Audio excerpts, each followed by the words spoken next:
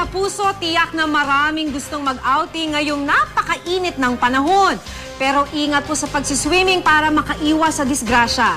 Sa Lemery, Batangas, nalunod sa dagat ang isang lalaking lumangoy kahit nakainom. Sa Bayambang, Pangasinan naman, nalunod sa Agno River ang dalawang bata na nagbakasyon kasama ang pamilya. Makibalita tayo kay Mav Gonzales. Mula sa Rizal at Olongapo City, nagpa siyang magkita-kita at mag-outing sa isang river resort sa Bayambang, Pangasinan ang mga miyembro ng pamilya Castro nitong Sabado. Kasabay ng kanilang summer reunion ang pagdiriwang ng ika-9 na kaarawan ni Jason. Pero ang masaya sanang bakasyon, nauwi sa trahedya. Nalunod si Jason at kanyang 8 taong gulang na pinsang si Clarice Solomon nang mapadpad sa malalim na bahagi ng Agno River. Kasama raw noon ng 2 bata ang ama ni Jason na si Sunny na buong akala raw ay hanggang tuhod lang ang lalim ng tubig.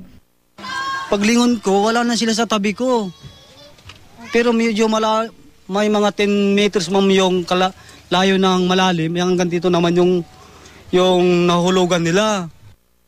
Makalipas ang ilang minuto, nakita ang katawan ng mga bata at sinubukang iligtas pero huli na ang lahat. Bago sa buhangin, din ko sa dibdib, tumawap ang ginawa ko. Lahat na ginawa ko, ma'am, mabuhay lang silang 2, ma'am eh. Sa Lemery, Batangas naman, nalunod ang isang lalaki sa beach resort na ito. Ayon sa pulisya, nakipag-inuman ang bakasyonistang si Nonong Castro sa ilang kaibigan bago nagpa siyang maligo sa dagat kahapon ng madaling araw. Bigla na lang daw nawala si Castro. Ilang oras ang lumipas nang matagpo ang palutang-lutang ang kanyang bangkay. Nangako naman ng tulong sa pamilya ng biktima ang pamunuan ng resort. Ayon ng Philippine Drowning Prevention Council, huwag lumangoy kung nakainom.